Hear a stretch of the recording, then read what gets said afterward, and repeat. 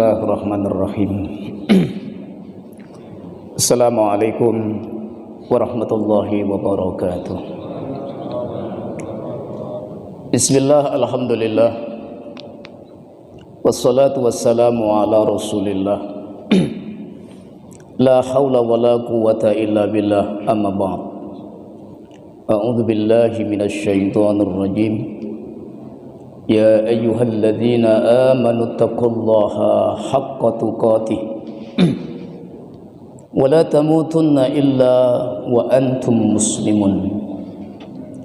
Wa qala an-nabiy sallallahu alaihi wasallam, fa inna asdaqal hadis kitabullah wa khairal hadi hadi Muhammadin sallallahu alaihi wasallam wa syarrul umuri muhdatsatuha wa kullu muhdatsatin bid'ah wa kullu bid'atin dhalalah wa kullu dhalalatin finnar. Shadaqallahul azim. Jama'atu salatil maghrib, as'adani Allah wa iyyakum, rahimani wa rahimakumullahu ta'ala. Bapak Ibu, majelis kajian Syama'il Muhammadiyah, jamaah salat maghrib yang dimuliakan Allah Subhanahu wa taala. Kita lanjutkan al-mabahis haulal ahadisi fi kitab Syama'il al-Muhammadiyah alladhi allafahu al-Imam Abu Isa At-Tirmidzi rahmatullahi alaih. Kita lanjutkan pembahasan setiap hadis yang ada di dalam kitab Syama'il Al-Muhammadiyah yang ditulis oleh Al-Imam Abu Isa At-Tirmidzi. Masuk pada bab yang ke-52, Babu ma jaa fi aishi Rasulillah sallallahu alaihi wasallam. Bab berkaitan dengan kehidupan Rasulullah sallallahu alaihi wasallam. Jadi dikatakan fi aisyin Nabi sallallahu alaihi wasallam, ini kaitannya dengan ma'isyah, yang kaitannya dengan ekonomi, kaitannya dengan seperti apa kehidupan makan minumnya Nabi sallallahu alaihi wasallam. Wa fihi tis'atu ahaditsa. Di bab ini Al-Imam At-Tirmidzi memasukkan dalam bab ini yaitu 9 hadis. Ada 9 hadis yang akan kita bahas, yang kita juga merujuk kepada Alkitab yang berjudul Al-Mawahib Al-Muhammadiyah bi Syarh Syama'il At-Tirmidzi untuk mengacu syarah, keterangan, murad dan apa yang terkandung di dalam hadis-hadis Nabi sallallahu alaihi wasallam yang dalam bab ini. Yang pertama hadis Nu'man bin Bashir. Hadis ini masyhur dikenal dengan hadis Nu'man bin Bashir karena hadis ini jalur periwayatannya dari Sayyidina Nu'man bin Bashir radhiyallahu an. Nah, Sayyidina Nu'man bin Bashir berkata, yaqulu alastum fi ta'amin wa syarabin ma syi'tum. Laqad ra'aitukum nabiyakum sallallahu alaihi wasallam wa ma najidu minad daqali ma yamla'u batna. Hadis ini para ulama sepakat berkaitan dengan tahdhibun nafsi wa tarbiyatuha. Jadi sabab burutnya ucapan Sayyidina Nu'man bin Bashir ini diucapkan ketika beliau berkeliling bersama sahabat-sahabat beliau. Dan pada waktu itu beliau memberikan tarbiyah, memberikan tahdzir, peringatan kepada para ashab beliau untuk mengingatkan kembali tentang pentingnya mengurangi makan dan minum. Alastum min ta'amin wa syarabin ma syi'tum. Bukankah kalian sekarang ini bebas? Mau makan apapun bisa, mau minum apapun bisa. Litausi ati amwalikum. Kenapa? Karena lapangnya kehidupan, banyaknya harta kalian.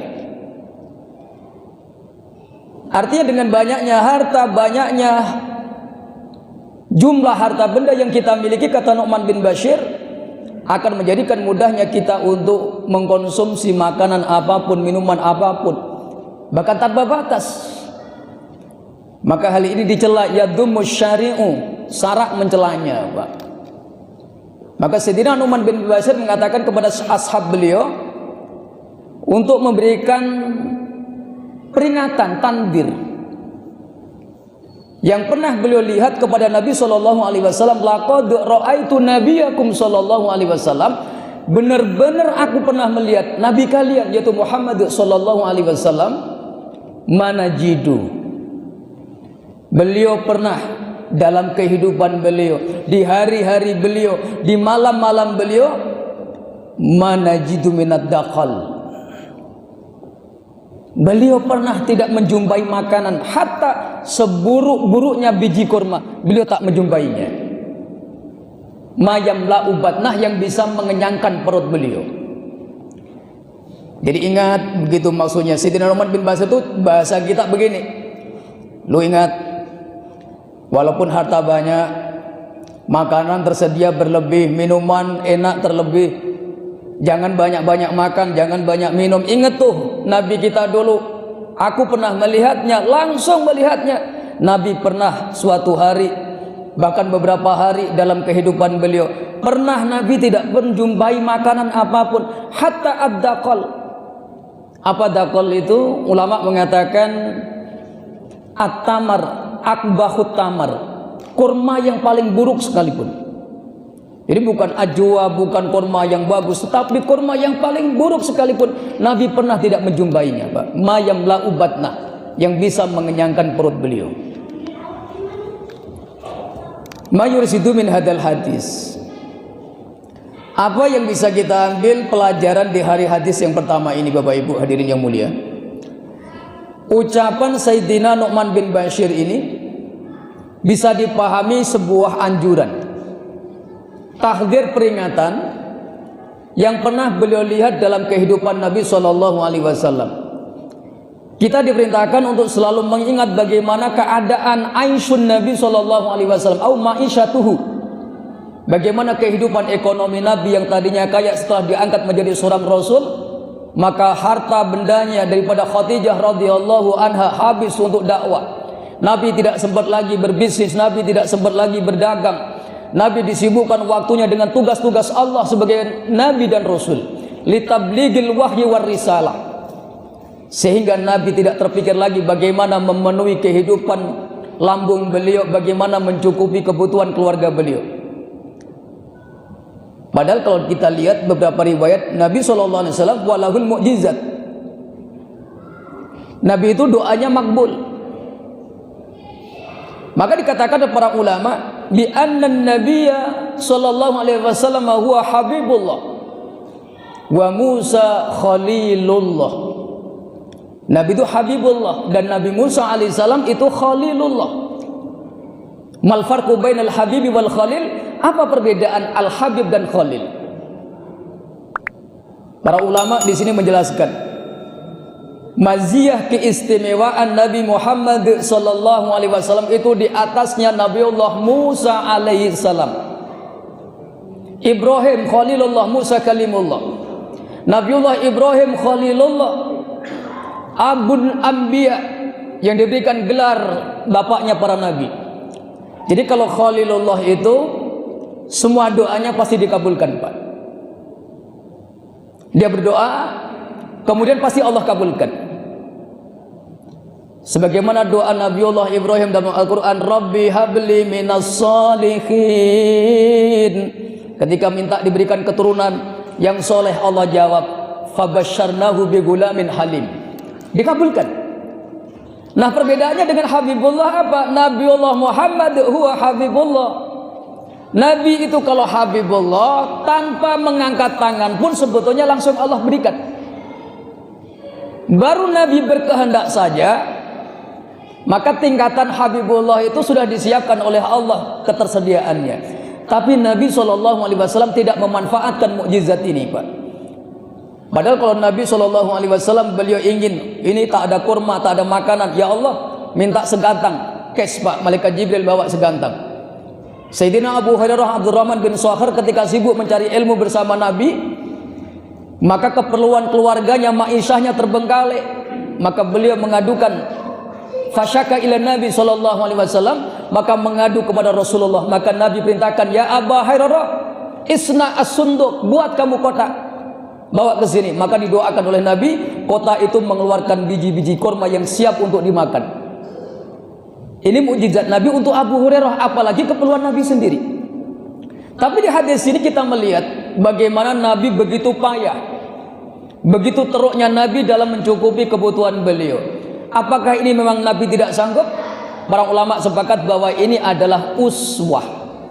Supaya apa? Menjadi barometer, tauladan kita sebagai umatnya Nabi SAW.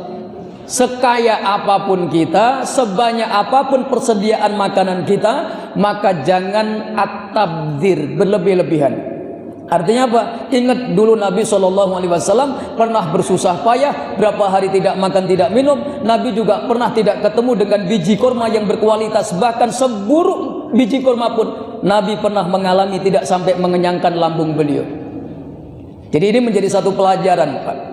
Jadi bukan Nabi itu tidak memanfaatkan doa mukjizatnya, bukan, tetapi Nabi memang seorang Nabi itu ujiannya di atas segala-galanya. Ya kalau kita yang jadi Nabi selesai, Pak. Baru 5 hari nggak ada beras, ya Allah, 5 ton ya Allah, begitu, Pak. Itu kalau kita, itu bedanya kita dengan Rasulullah. Loh, ini serius, Pak. Baru diuji dengan penyakit, Nabi sabar, Pak. Kalau kita baru meriang 3 minggu, ya Allah, apakah kau tak suka sama hamba, ya Allah, hamba udah sholat berjamaah, hamba sudah ngaji, tapi masih engkau berikan demam juga, ya Allah, udah ngeluh ke Allah. Ini bedanya kita, Nabi dengan umat. Nah, ini hadis Nu'man bin Bashir. Nah, kemudian berikutnya hadis yang kedua.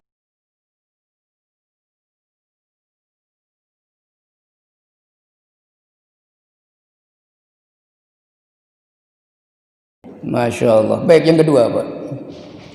Hadis yang kedua dari babu maja'a fi aisy Rasulullah sallallahu alaihi wasallam. Hadis ini dikenal dengan hadis Sayyidatina Aisyah radhiyallahu anha. Hadis ini dikenal dengan hadis Aisyah. Kenapa hadis ini dikenal dengan hadis Aisyah? Karena jalur periwayatannya disandarkan pada ucapan Sayyidah Aisyah Ummul Mukminin radhiyallahu anha, min azwajin Nabi sallallahu alaihi wasallam al-karimah al-azimah, salah satu istri Nabi yang agung, Sayyidah Aisyah bintu Abi Bakar radhiyallahu an. Sayyidah Aisyah, beliau pernah ditanya mengenai kehidupannya dengan Rasulullah sallallahu alaihi wasallam. Nah, yang nanya siapa? Saudaranya Sayyidina Urwah bin Zubair. Nah, Sayyidina Zubair menyampaikan hadis ini kepada Sayyidina Urwah, anaknya. Nah, Sayyidina Urwah menyampaikan kepada sahabat-sahabat beliau tentang bagaimana keadaan keluarga rumah tangganya Nabi sallallahu alaihi wasallam. Wa qalat, Sayyidah Aisyah pernah mengatakan, in kunna alu Muhammadin syahron manastauqitu naron. Kami ini keluarganya Rasulullah. Pernah 1 bulan itu enggak menyalakan api, kata beliau. Kami pernah 1 bulan penuh itu enggak pernah kompor kami menyala, begitu maksudnya, Pak. Kalau zaman sekarang kompor tuh kagak nyala. Cuman kalau zaman dulu kagak nyalakan api, ya memang bener-bener kagak masak. Kalau zaman sekarang, Ustadz, kami 1 bulan kagak nyala, kenapa? Istri catering, Ustadz. Itu bedanya, Pak. Zaman dulu kalau disebutkan in kunna alu Muhammadin manastauqitu naron syahron, 1 bulan. 1 bulan, Pak, api itu tuh kagak nyala di rumahnya Rasulullah sallallahu alaihi wasallam. 30 hari. Apa kata beliau Sayyidah Aisyah? In huwa illa tamru wal ma, kecuali hari-hari kami disertai atau yang ada di rumah-rumah kami yaitu biji kurma sama air putih, Pak. 1 bulan. Nabi orang yang paling mulia, ahsanun nas khulqan wa khuluqan, khalqan wa khuluqan, yang paling agung, paling mulia, a'dhamun nas, semua manusia yang diciptakan. Pernah 1 bulan, Pak, Sayyidah Aisyah mengatakan, kami kagak ada yang dimasak, tepung, syawik kagak ada, Al-luhum, daging boro-boro, yang ada cuman air putih sama biji kurma. Ini keluarga Nabi, Pak. Kalau kita kayaknya sudah diprotes habis-habisan sama istri, Bang, kok ini jadi laki-laki betul kagak, Bang? Ini bedanya keluarga kita sama keluarga Nabi. Baru 3 hari kagak ada beras udah pening. Bang, kok carilah pinjaman, Bang. Bukan tak kagak ada beras, makan kagak enak sikit aja sudah ribut, Pak. Zaman Nabi Sayyidah Aisyah 1 bulan manas taukidun naro. Kami tidak pernah menyalakan api, kayu kami tidak pernah kami bakar. Kenapa? Tak ada yang dimasak. Kagak ada yang dinyalakan. Kenapa dinyalakan? Yang dimasak itu kagak ada. Zaman sekarang mah enak, Pak, alasan nggak masak istri catering. Nggak ada catering, rumah makan Padang, Pak. Kamana makan kau adik udah mana-mana terserah lah. Ini bedanya zaman sekarang, Pak. 1 bulan dia kompor utuh kagak menyala, itu bersih dia punya kompor. Rupanya catering online yang ini, masya Allah. Sekarang apalagi ada Gojek online, tinggal kering aja datang, Pak. Zaman Nabi mana ada, Pak. Fabi ayyi ala'i rabbikuma. Udah lah, Pak, kita tutup aja pengajian ini, Pak. Ini serius, Pak. Ini al-farqu baina alin Nabi sallallahu alaihi wasallam wa ahluna. Perbedaan antara keluarga Nabi sama keluarga kita. Kehidupannya, ma'isyahnya, cara makannya, yang dikonsumsi beda, Pak. Cuman istri-istri beliau adalah sebaik-baik daripada perempuan, dikatakan ummul mukminin, ibunya orang-orang yang beriman. Nah, baik, yang ketiga, saya sengaja saya persingkat penjelasannya, tidak terlalu berpanjang karena memang hadisnya hampir sama maknanya. Hadis yang ketiga, Sayyidina Anas bin Malik radhiyallahu an mendapat keterangan ini dari sahabat Abu Thalhah radhiyallahu an. Jadi Abu Thalhah ini pernah datang ke Nabi, syakauna ila Rasulillah sallallahu alaihi wasallam alju wa rafa'na min bututina min hajarin an hajarin farafa Rasulullah sallallahu alaihi wasallam an batnihi an hajraini. Abu Thalhah suatu hari datang bersama rombongan, Pak. Sahabat itu begitu, Pak. Jadi sahabat itu radhiyallahu anhum menganggap Nabi itu bukan hanya sekedar Nabi. Sahabat melihat Nabi itu seorang utusan, seorang sahabat, seorang teman karib, seorang murabbi, guru, juga seorang ayah. Kal abi wa auladih, seperti orang ayah terhadap anak-anaknya, itu sahabat. Makanya kalau ada masalah apapun mereka pasti lari ke Nabi. Urusan rumah tangga ngadu ke Nabi, urusan ekonomi sulit ngadu ke Nabi, tak ada makanan lapar ngadu ke Nabi. Ya Rasulullah, syakauna ila Nabi. Abu Thalhah mengatakan, kami rombongan datang, kami ngadu ke Nabi tentang apa? Alju, kami lapar. Ya Rasulullah, udah berapa hari ini kagak ada makanan ya Rasul. Terus Abu Thalhah ngeluarin batu satu dari perutnya. Batu, Pak, dikeluarin tuh. Terus yang lain ikut ngeluarin juga batu. Semuanya ada batunya sahabat itu, Pak. Diganjel, Pak. Loh, Nabi yang belum ngomong langsung buka ikatannya juga, dikeluarkan malah 2. Sahabat Abu Thalhah yang lain satu-satu nih. Nih ya Rasul, aku ganjel 1 batu. Yang lain ini nyusul 1 batu, an hajarin. Terakhir Nabi, gua juga 2 batu nih malah. Jadi yang mau diminta ngadu malah 2 batu. Artinya apa? Nabi dan para sahabat waktu itu sama-sama lapar. Akhirnya Abu Thalhah pening, dan Nabi juga kelaparan. 2 batu, Pak. Nabi buka ikatannya, dikeluarkan. Lu 1, gua 2. Artinya apa? Nabi waktu itu juga menahan rasa lapar, Pak. Nah, artinya Abu Thalhah di sini melihat dalam periwayatan hadis ini tidak juga Nabi mengeluarkan mukjizatnya, Pak. Tapi kalau dalam kondisi perang, kondisi yang urgent, Nabi pasti mengeluarkan mukjizatnya. Dalam beberapa perang, termasuk Hunain, perang Hunain, Nabi mengeluarkan dari jarinya air minum, Pak. Kenapa? Sahabat yang perang kehausan. Ini perlu. Tapi kalau hanya sekedar tidak ada kondisi genting, masih bisa ditahan, Nabi tahan, Pak. Padahal kalau Nabi mau pada waktu itu Abu Thalhah datang, oh kalian lapar, oke. Malaikat Jibril datang, Pak. Langsung bawa makanan. Sebagaimana yang terjadi pada Bani Israel di zaman Nabiullah Musa alaihissalam. Manna wa salwa dari langit turun. Nabi lebih mudah bagi beliau untuk mewujudkan mukjizat seperti itu. Tapi Nabi la yaf'al. Beliau tidak buat, tetapi beliau mengatakan sabarlah. Karena di dalam sesungguhnya menahan lapar ini maka ada pahala. Bahkan beliau mengatakan, bersabda dalam satu riwayat yang lain, bahwa orang yang paling lapar di dunia, ajwa'ukum fid dunya asba'ukum fil akhirah. Barang siapa yang paling lapar di dunia, sering dia puasa atau mengurangi makannya, nanti di akhirat adalah orang yang paling kenyang di antara manusia, Pak. Man syabi'a fid dunya, barang siapa yang dia kenyang di dunia, banyak makan, banyak tidur, maka dia adalah orang yang paling lapar kelak di akhirat, Pak. Ayo, Pak.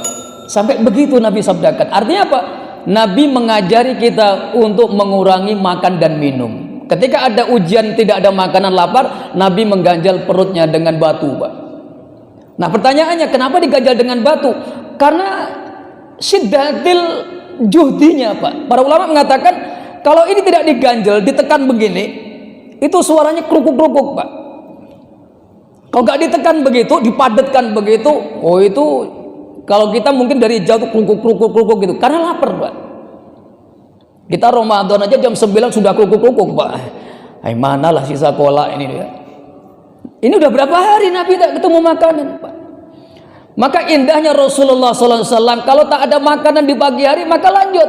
Ya Aisyah, ya Humairah, hal indaki ta'amun, apakah engkau ada makanan? La ya Rasulullah, la syai'ah, enggak ada apa-apa di rumah kita. Oke, aku puasa. Kalau kita kan beda. Wahai istriku, ada makanan enggak? Belum masak, Bang. Oke lah, aku ke warung. Ini bedanya, Pak. Bukan langsung oke lah dek, aku puasa, abang puasa. Kagak. Habis itu bawa motor, aku ke depan dulu ya. Ngapain, Bang? Kemana? Bungkus ya. Itu bedanya kita dengan Rasulullah Sallallahu Alaihi Wasallam. Jadi banyak acara kalau kita ini, Pak. Makanya bedanya cuman inilah kadang. Nabi sabdakan, umatku amalannya sedikit, umurnya pendek, masuk surganya paling duluan lagi, Pak. Ngaji begini, Pak, cuman sebentar.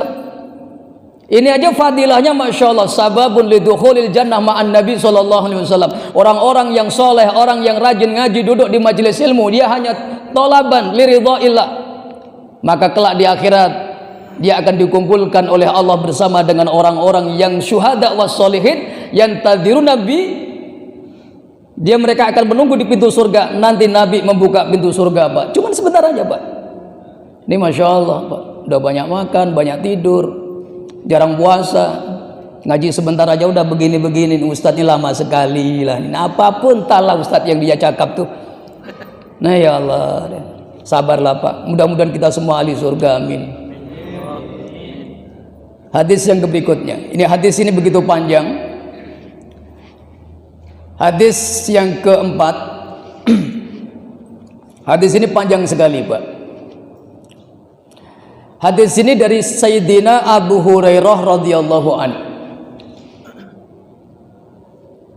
Ada hal yang unik dalam hadis ini. Begitu indahnya perilaku akhlaknya para sahabat di hadapan Rasulullah sallallahu alaihi wasallam. Sayyidina Abu Hurairah pernah menjelaskan begini, kharajan Nabi sallallahu alaihi wasallam fi sa'atin la yakhruju fiha. Suatu hari Nabi pernah keluar rumah yang dimana waktu itu bukan waktu biasa Nabi keluar. Karena sahabat hafal, Pak. Dari jam sekian ke sekian Nabi biasanya sholat duha. Dari jam sekian Nabi baru keluar masjid. Dari jam sekian ke sekian Nabi bersama keluarga beliau. Dari jam sekian itu udah dihafal oleh sahabat. Nah, suatu hari ini waktu itu biasanya Nabi di rumah.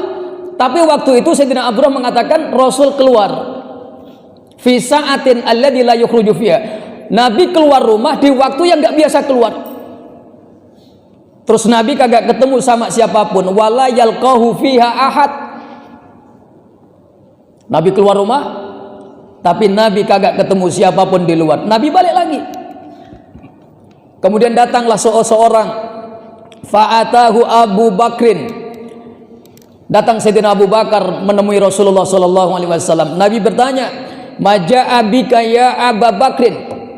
Apa yang menjadikan engkau datang kepadaku ya Abu Bakar? Qala Abu Bakar menjawab, kharajtu, aku keluar ini ya Rasulullah, satu ingin bertemu denganmu, yang kedua ingin memberikan salam kepadamu, yang ketiga aku ingin berziarah kepadamu. Falam yalbas an jaa Umar. Waktu belum lama dari ucapan itu tiba-tiba Umar datang. Nabi nanya, "Maja abika ya Umar?" Apa yang menjadikan sebab engkau datang kepadaku ya Umar? Waqala alju. Aku lapar ya Rasulullah. Sayyidina Abu Bakar datang, ditanya, "Ya Abu Bakar, apa keperluan engkau?" "Ya Rasulullah, aku kangen. Aku datang ke sini pengen memberikan salam kepadamu, pengen melihatmu, pengen berziarah kepadamu." Datang Sayyidina Umar, "Ya Umar, kalau engkau apa keperluanmu?" "Aku lapar ya Rasulullah." Coba Sayyidina Umar, Pak. Nah, karena Sayyidina Umar lapar, waqala Nabi sallallahu alaihi wasallam. Kemudian Nabi berkata begini, "Kalau begitu, yuk kita sama-sama pergi ke rumahnya Abul Haisam." Abul Haisam ini seorang sahabat yang kaya, tapi masih di bawahnya Sayyidina Utsman, masih di bawahnya Sayyidina Abdurrahman bin Auf. Yuk kita pergi yuk. Abu Bakar, Umar, ikut aku. Kita ke rumahnya Abul Haisam. Huwa rajulun sahibul bustan, sahibut tamar, sahibus syah. Laki-laki yang namanya Abul Haisam ini dikenal pemilik ladang kurma yang luas, pemilik kambing yang banyak. Maka datanglah mereka rombongan Rasulullah sallallahu alaihi wasallam. Sampai di depan rumah Abul Haisam, Abul Haisamnya kagak ada. Yang ketemu cuman istrinya. Faqalu li imraatih aina sahibiki. Rasul nanya ke istrinya Abul Haisam, "Suamimu mana?" Istri Abul Haisam jawab, "Ya Rasul, suamiku sedang nimba air. Beliau lagi nyari air untuk keperluan kami." Tiba-tiba belum selesai jawab, Abul Haisam nampak datang mikul atau membawa beberapa girbah air yang penuh. Malah abil ma, girbahnya itu besar dan penuh dengan air. Nah, kemudian Abul Haisam ini sangat cinta kepada Rasulullah. Ditengoknya ada Nabi di depan rumah, langsung diletakkannya ember girbah itu, langsung lari dipeluknya Rasulullah. "Ya Rasulullah, aku siap berkorban dan bahkan mengorbankan bapak ibuku demi engkau." Habis itu Abul Haisam tanpa diminta oleh Nabi untuk menyiapkan makanan, maka dibawalah Nabi dan Sayyidina Abu Bakar, Sayyidina Umar, "Ya Rasul, ta'al, mari ikut saya." Dibawalah 3 orang yang ada pada 3 orang ada Nabi sallallahu alaihi wasallam, dibawa ke ladang kurma, Pak. Abul Haisam langsung naik manjat ke salah satu pokok kurma, diambillah satu tandan yang bagus, maka dibawa. Sebelumnya itu Abul Haisam membentang saprah, dibentang di hadapan Nabi. Nah, janjang kurma itu diletakkan. "Ya Rasulullah, ikhtar, pilihlah ya Rasul, mana-mana yang kau suka." Rasul menjawab, "Ya Abul Haisam, pilihlah untukku." "Enggak ya Rasulullah, engkau pilihlah sendiri mana yang paling engkau sukai, mana kurma yang basah, mana kurma yang udah matang, mana kurma yang mengkal. Silahkan ya Rasulullah." Maka 3 orang ini, sahabat yang mulia Abu Bakar, Sayyidina Umar, dan Rasulullah baginda yang mulia sallallahu alaihi wasallam makan. Setelah mereka selesai makan, Abul Haisam berdiri, "Ya Rasul, aku nak nyiapkan makan siangnya. Aku akan motong seekor kambing untuk engkau ya Rasul." Nabi menjawab, "Wahai Abul Haisam, kalau kau nak potong seekor kambing, jangan kau potong yang perempuan betina yang punya susu." "Baik ya Rasul, aku siapkan kambing jantan yang masih muda." Kalau yang masih muda itu siap disate itu, Pak. Tulangnya kagak keras, dagingnya masih lembut. Nah, kemudian dimasaklah kambing jantan yang masih muda. Kemudian Rasul sallallahu alaihi wasallam menunggu, yang tadiruna, mereka menunggu. Kemudian datanglah Abul Haisam bawa makanan berupa kambing guling, Pak, diopor utuh gitu, bukan dipotong-potong. Orang Arab itu kalau kambing sudah dipotong itu ya diguling gitu, Pak. Pernah lihat kambing guling, Pak? Yang dimasak utuh itu. Nanti dihidang itu di atas satu tempat, qas'ah, piring yang gede. Nah, kemudian makan bareng. Sambil makan Rasul nanya begini, "Ya Abul Haisam, kamu tak punya pembantu kah? Hal indaka khadimun?" Qala la. Abul Haisam jawab, "Tidak ya Rasulullah, aku tak ada pembantu." Kebun seluas ini, keperluan rumah tangga, Abul Haisam kagak ada pembantu satupun, Pak. Semua dikerjakan sendiri, ngairin, menjaga ladangnya, kurmanya, ternaknya, itu dikerjakan sendiri sama istri beliau. Akhirnya Rasul berkata begini, bersabda, "Ya Abul Haizam, ntar kalau saya perang, terus dapat tawanan perang, kamu datang kepadaku. Aku berikan kamu satu budak tawanan perang, engkau jadikan budak nanti." Siap ya Rasulullah. Selang berapa lama terjadi perang betul. Maka Abul Haizam melihat, dan beliau juga ikut dan melihat Nabi membawa 2 orang tawanan perang, laki-laki semuanya, Pak. Maka dipanggillah Abul Haizam oleh Nabi bersama istrinya. Dikirim utusan untuk datang ke rumah Nabi. Kemudian Nabi memberikan janjinya, "Ya Abul Haizam, ikhtar minhuma, kau pilih di antara 2 orang laki-laki ini." Wa qala Abul Haizam menjawab, "Ya Rasul, pilihlah untukku." Maka Nabi menjawab, orang yang diminta pendapatnya adalah orang yang bisa dipercaya. Ikhtar hadza, kau pilih laki-laki ini karena aku ra'aituhu yusolli, aku lihat dia ini ahli sholat.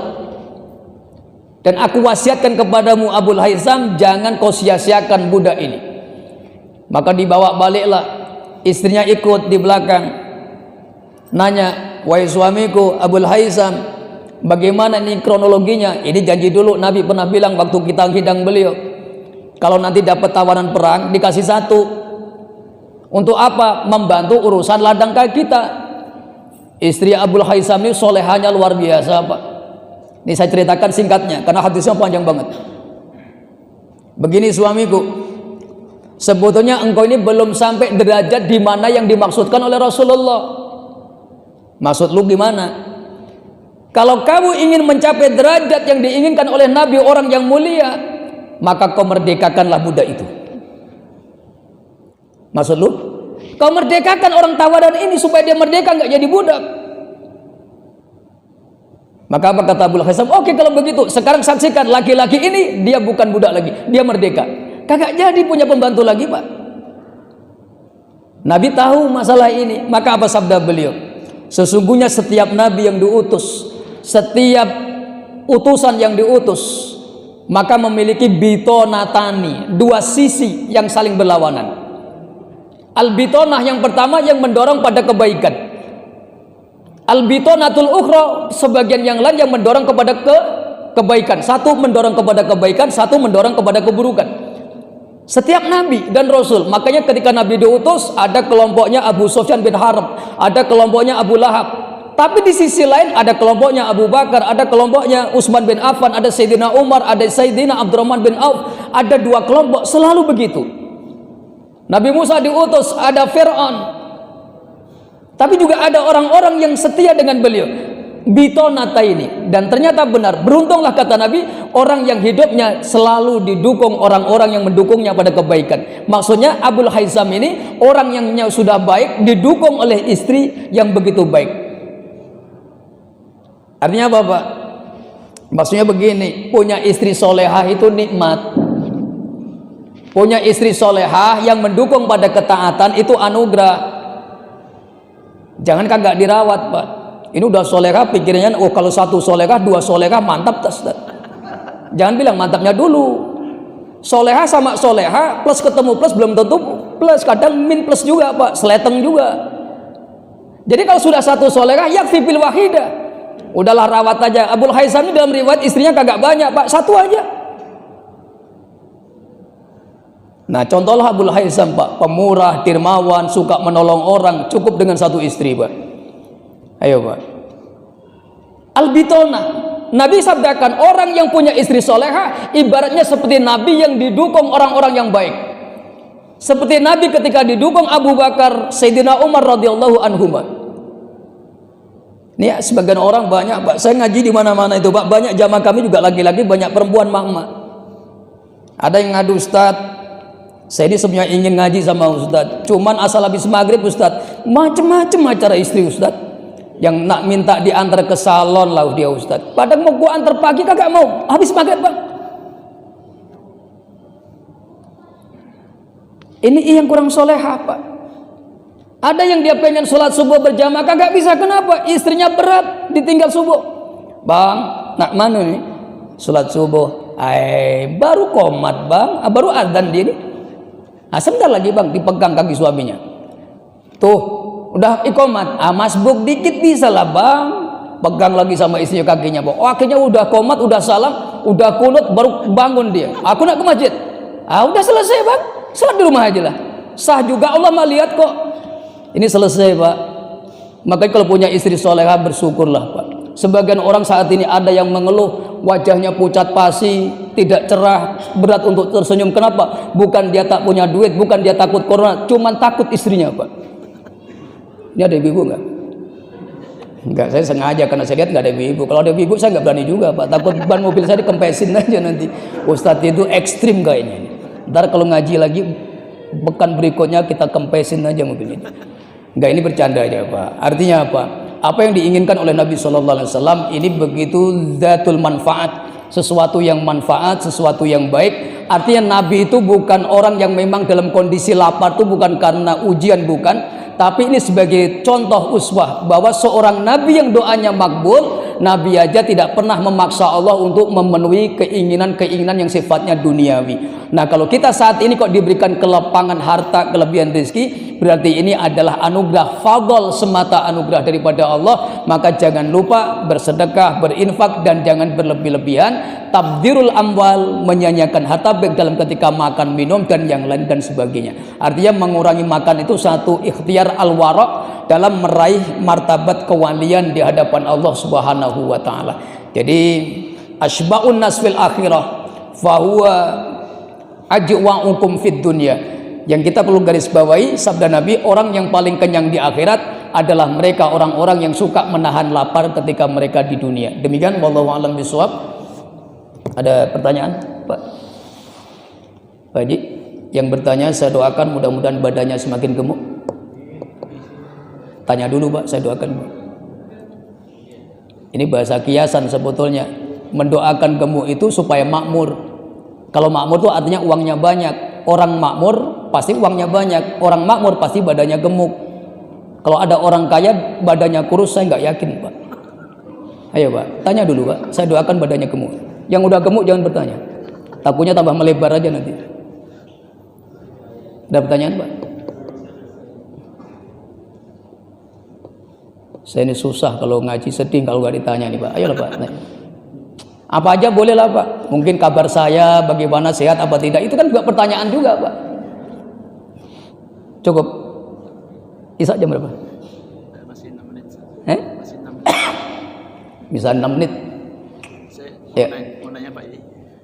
Mau nanya. Sabir mau nanya? Iya. Ngajak tebak-tebakan apa gitu. Iyalah. Terkait hukum kisos Pak. Terkait hukum kisos. Kisos? Iya, jadi ketika ada... Ini keluar dari tema ini? Iya. Nggak apa-apa, yang penting nggak keluar dari masjid aja. Iya, silakan.